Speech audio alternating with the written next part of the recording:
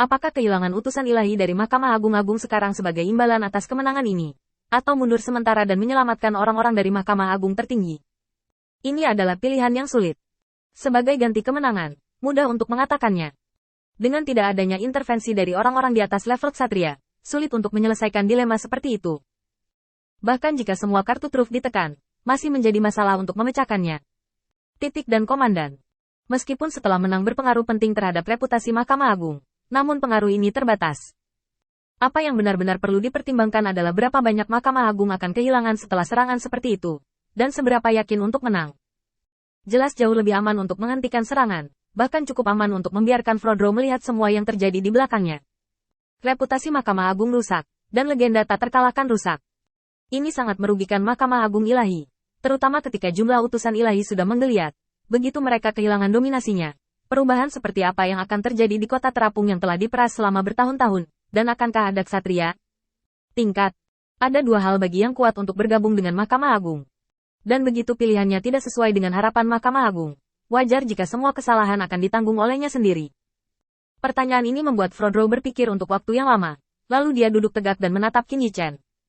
Lalu menurutmu, bagaimana aku bisa melindungi diriku sendiri?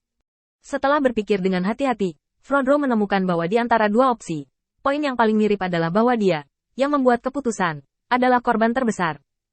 Apakah menang atau kalah, dia memiliki pegangan di Mahkamah Agung Tuhan, dan akan mudah untuk menangkapnya pada saat itu. Bahkan dimungkinkan untuk menghadapi hukuman dari Mahkamah Agung. Ini jelas sesuatu yang tidak ingin dia terima. Belum lagi dia bekerja keras untuk Mahkamah Agung. Dia tetap melakukan yang terbaik, dan dia seharusnya tidak dihukum oleh Mahkamah Agung. Meski Frodro sangat jelas, dengan urin Mahkamah Agung, hal semacam ini memang bisa dilakukan. Apalagi dalam kasus kekalahan, dialah satu-satunya kambing hitam, eksistensi yang disalahkan Mahkamah Agung. Setelah mengetahui situasi seperti itu, Frodro sangat ingin mendapatkan jawaban dari Qin Yichen. Karena dia berani mengatakan hal seperti itu, pasti ada cara untuk menghadapinya. Qin Yichen menggelengkan kepalanya. Ini dilema, ini kesalahan untuk tidak masuk, jadi mengapa kamu berpartisipasi dalam hal ini sejak awal? Mengatakan itu, Qin Yichen menggelengkan kepalanya lagi dan lagi. Frodro sedikit cemas, tetapi dia masih mempertahankan kewarasannya. Menghadapi tekanan yang begitu besar, dia hanya sedikit cemas di dalam hatinya.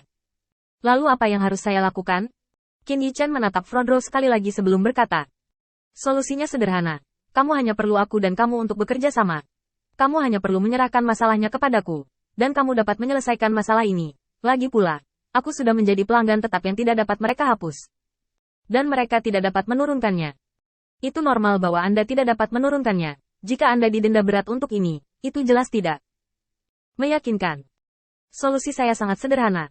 Anda hanya duduk di sini dan tidak perlu khawatir tentang apapun. Serahkan sisanya kepada saya. Maka Anda tidak akan disalahkan oleh siapapun. Dan Anda tidak perlu berbicara. Seseorang akan berbicara untuk Anda. Secara alami, Frodor tiba-tiba menatap Qin Yichen. Tenaga kerja Anda telah dimasukkan ke Mahkamah Agung? Tebakan berani ini membuat Frodro berkeringat dingin. Meskipun dia berani, tampaknya ada sedikit rasionalitas dalam kegelapan. Qin Yichen menggelengkan kepalanya untuk menyangkal tebakannya.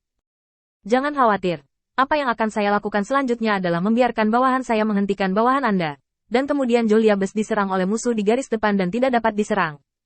Adapun Anda, dapat dikatakan bahwa saya mengancam Anda. Anda meminta bawahan Anda untuk mencoba pergi, tetapi dihentikan oleh bawahan saya.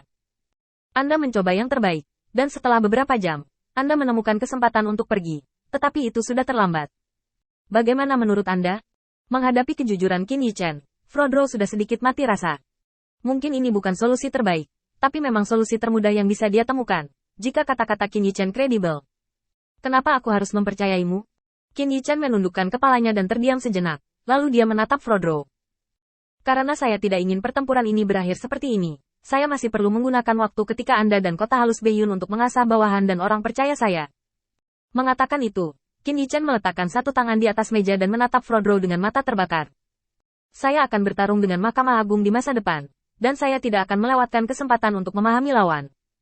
Setelah Qin Yichen membuat pernyataan seperti itu, Frodro harus mengakui bahwa dia menerima retorika Qin Yichen. Karena dia tahu bahwa pada saat ini, dia tidak punya pilihan. Satu-satunya hal yang bisa dia lakukan adalah menerima. Total saya 10 orang. Ada 3 di atas ksatria, dan sisanya di tingkat ksatria. Di mana Anda menemukan 10 orang pada Natal untuk melawan anak buah saya? Ini tidak masuk akal. Mendengar ini, sudut mulut Qin Yichen sedikit terangkat, karena ada sedikit fluktuasi di udara. Qin Yichen duduk dengan tenang, mengambil toples anggur di tanah, dan mengisi Frodro. Minumlah biar berani, mungkin ini terakhir kalinya kamu punya nyali untuk bicara seperti ini padaku. Melihat gerakan acuh tak acuh Qin Yichen, Frodro merasakan perasaan tidak enak di hatinya. Dia tampaknya disesatkan oleh Qin Yichen. Pada saat ini, Frodro sangat waspada dan menatap Qin Yichen. Kamu pada akhirnya. Sebelum kata-kata Frodro selesai, gelombang udara yang ganas tiba-tiba datang dari belakangnya, dan pepohonan di luar pavilion berdesir, seperti suara baju perang yang tak terhitung jumlahnya bergesekan satu sama lain. Memalingkan kepalanya dengan tajam, Frodro melihat ke kejauhan, dan ke arah anak buahnya pergi. Sekuntum bunga merah mekar dengan tenang, dan cahaya dingin menerobos. Bahkan jika dipisahkan oleh jarak yang begitu jauh, masih bisa merasakan bagian dalamnya yang tebal ini. Niat membunuh. Ledakan.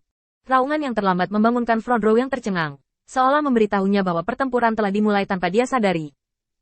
Saat pertempuran berlanjut, mata Frodro menjadi semakin serius, sampai pada saat tertentu, dia tiba-tiba menoleh dan menatap Qin Yichen, dengan keterkejutan, dan keraguan yang tak terhitung di mata itu. Sebagai salah satu komandan Mahkamah Agung, ia memiliki kekuatan untuk memilih bawahannya terlebih dahulu. Bahkan jika 10 orang ini ditempatkan di Mahkamah Agung tertinggi, mereka benar-benar berbakat, dan mereka juga mendapat dukungan penuh dari dewa tertinggi. Pengadilan. Kekuatannya tak terkalahkan di antara rekan-rekan, dan sekarang, sebenarnya ada orang yang bisa bersaing dengan mereka. Ini telah melampaui harapan Frodro. Tuan muda, monster seperti apa yang telah kamu budidayakan?